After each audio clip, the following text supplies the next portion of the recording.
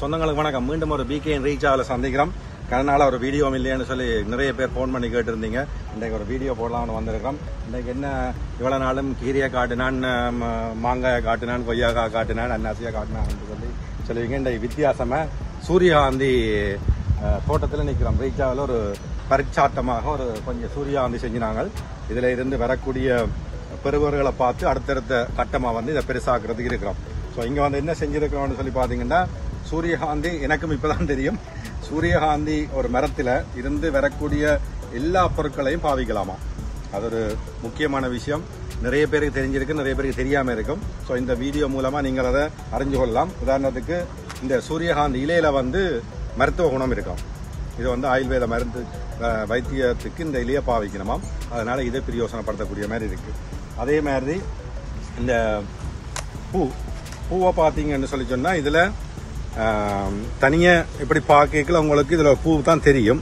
ஆனால் இந்த இதழ்கள் இருக்குல்ல, இந்த சூரியகாந்தி பூவினுடைய இந்த இதழ்களில் வந்து வாசனை திரவியங்கள், அதாவது காஸ்மெட்டிக், முகத்துக்கு பூசுகிற க்ரீமாக இருக்கலாம், அல்ல மேலுக்கு போகிற சௌகரமாக இருக்கலாம்.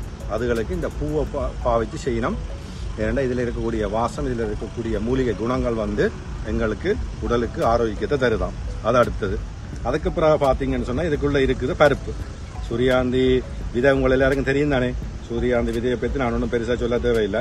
இப்போ நாங்கள் இதை போட்டு என்ன செய்கிறோம்னு சொன்னால், இந்த சூரியகாந்தி விதை எடுத்து நாங்கள் எங்களோட கிளிகளுக்கு இதை போடுறதுக்கு தான் நாங்கள் யோசிச்சிருக்கிறோம். ஆனால் இதை வந்து வறுத்து போட்டு சாப்பிடலாம். இதிலேருந்து எண்ணெய் எடுக்கலாம். சூரியகாந்தி எண்ணெய் வந்து அவ்வளவு விலை கூடின ஒரு ஆயில் எண்ணெய். ஸோ அதே மாதிரி ஏராளமான விஷயங்கள் வந்து இந்த சூரியகாந்தியில் இதுக்கு. ஐயா கொண்டாங்க, ஐயா பட்டியே கொண்டாங்க.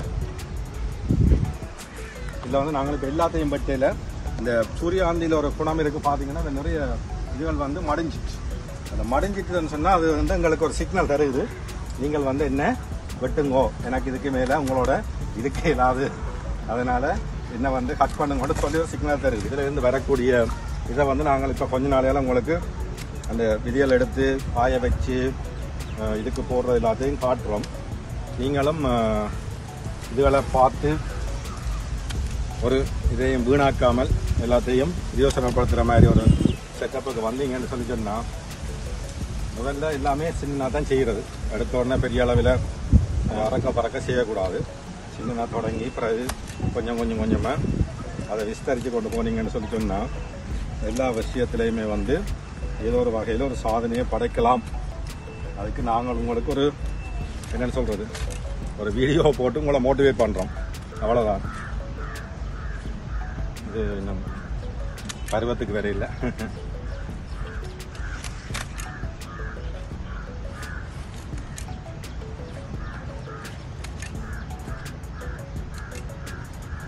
அதோட இந்த பூக்கள் எல்லாம் பூத்திருக்க நீங்கள் ரீச்சாக வந்தீங்கன்னா நிறைய ஃபோட்டோ ஷூட் செய்யலாம்.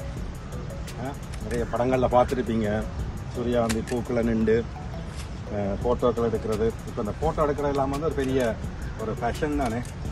அதனால் எடுக்கலாம். இல்லையா? தலை குனிங்க இல்லை, தலை குனிஞ்சால் தான் பட்டலாம். என்ன ஐயா, என்ன மாதிரி சந்தோஷமா இருக்கா ஐயா ரீச்சால வேலை செய்யறது? அது அப்படியே கஷ்டப்படுத்துறானோ? இல்லை, அப்படி ஒன்றும் இல்லை தானே. இல்லை, முதலாளி நல்ல முதலாளி கண்டிருக்கிறீங்களா? அவரு இங்கே வந்துதான் தெரியும். முதலாளி தெரியுமே. அதுக்குள்ள எவ்வளவு விஷயங்கள் இருக்குன்றது நிறைய பேருக்கு தெரியாது. தெரிஞ்ச உடனே நீங்கள் இதுகளை நீங்கள் எப்படி பிரயோசனப்படுத்தலாம், உங்களோட வாழ்க்கையில் அதை எப்படி பயனுள்ளதாக ஆகலாம்ன்றதை பற்றி யோசிக்கணும். எல்லாமே வந்து ஆரம்பத்தில் ஒரு சின்னனா தான் தொடங்குறது. பிறகுதான் அதை ஒரு விஸ்வரூப வளர்ச்சியாக கொண்டு வர்றது. அதே மாதிரி தான் ரீச்சாவும் எல்லா விதமான முயற்சிகள்லையும் ஈடுபட்டு இருக்குது. ஏனெண்டா ஏதாவது ஒன்று கிளிக் பண்ணணும் தானே. ஏதாவது ஒன்று கிளிக் பண்ணிச்சேன்னு சொல்லிச்சோன்னா நாங்களும் தப்பான ஷாமக்கிட்ட போயிடும். ரைட்.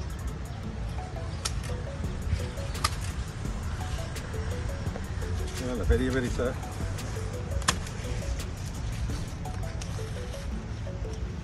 என்னென்னா, அந்த எங்களோட தோட்டத்தில் எல்லாத்தையும் செய்யக்கு ஒரு கட்டிப்பு மால்ச்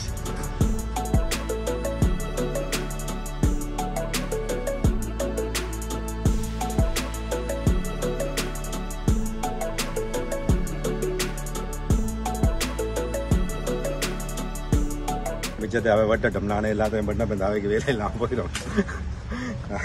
படத்துக்கு கொஞ்சத்தை நான் சும்மா காட்டி போட்டு. ஓகே, இப்போ நாங்கள் என்ன செஞ்சுருக்கோம்டா, சூரியகாந்தி பூவை வெட்டி வச்சிருக்கிறோம். இனி இதில் இருக்கக்கூடிய விதைகள் எடுத்து காய வச்சு எங்களுடைய கிளியல், புறாக்கள் என்ற ஏராளமான பறவை இனங்கள் வச்சிருக்கிறோம். அதுக்கு போட போகிறோம். ஆனால் உண்மையில் வந்து இது கிளிக்கு புறாக்கு மட்டுமில்லை, ஆக்களும் வறுத்து சாப்பிடலாம். நிறைய இடங்களில் பேக் பண்ணியிருக்கு, நீங்கள் பார்த்துருப்பீங்க. அதே மாதிரி எண்ணெய், சூரியகாந்தி எண்ணெய் செய்யலாம். பூவில் இருந்து நிறைய அந்த பூத்திருக்கக்கூடிய அந்த மஞ்சள் பகுதி எடுத்து நீங்கள் காஸ்மெட்டிக் யூஸ் பண்ணலாம். இதை எடுத்து மருத்துவத்துக்கு யூஸ் பண்ணலாம்.